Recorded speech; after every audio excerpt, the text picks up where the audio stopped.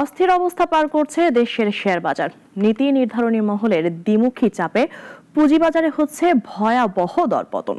অন্যদিকে দেশের হযবরল অবস্থা আর আইনি ফাঁকে মুনাফা থাকা সত্ত্বেও ডিভিডেন্ড দিচ্ছে না কোম্পানিগুলো।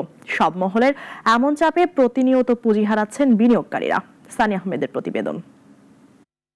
জোর করে 5 ব্যাংকের মার্জার ও 9 আর্থিক প্রতিষ্ঠানের লাইসেন্স বাতিলের সিদ্ধান্ত নিয়ে বিনিয়োগকারীদের নিঃস্ব করেছে বাংলাদেশ ব্যাংক। শেয়ার দর নেমে এসেছে 1 টাকার নিচে।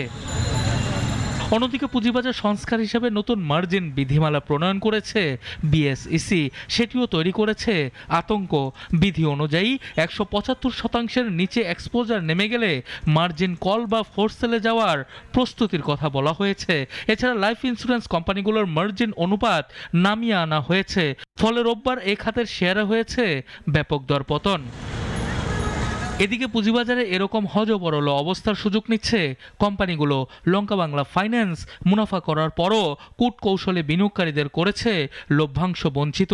Anwar galvanizing power grid premier bank, Al Arafah Islami bank, NRBC bank no dividend ঘোষণা করেও রয়ে গেছে এ ক্যাটাগরিতে।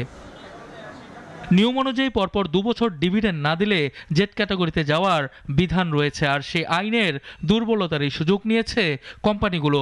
কারণ 10% কম লভ্যাংশ প্রদান করলে কোম্পানিগুলো বি ক্যাটাগরিতে নেমে যাবে। আর পরপর 2 বছর লভ্যাংশ দিতে ব্যর্থ হলে জেড ক্যাটাগরিতে শ্রেণীভুক্ত হওয়ার ঝুঁকি তৈরি হবে।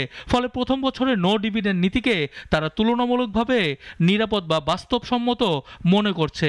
ফলে বিনিয়োগকারীরা হচ্ছেন লভ্যাংশ বঞ্চিত। আমাদের নেক্সট এইচএম আছে। এইচএম হলো আমাদের 11 ডিসেম্বরে।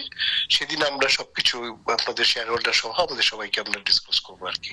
এদিকে নতুন আইন প্রণয়নের পর সম্ভাব্য 126 কোম্পানির তালিকা তৈরি করা হয়েছে, যেগুলোতে পাবে মার্জিন ঋণ। সেই তালিকায় লভ্যাংশ না দিয়ে কূটকৌশলে এই ক্যাটাগরি ধরে রাখা আনোয়ার গ্যালভানাইজিং এর নামও রয়েছে। সানিয়া আহমেদ, নাগরিক, ঢাকা।